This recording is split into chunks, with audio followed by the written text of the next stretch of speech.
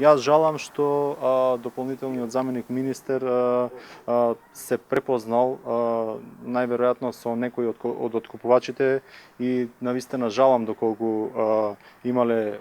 одредена шема или некој договор, се со цел да се створи незадоволство и одредена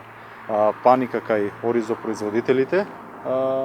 со тоа што ќе се постапува на начин на кој што ќе се девалвира маката и трудот на земјоделците при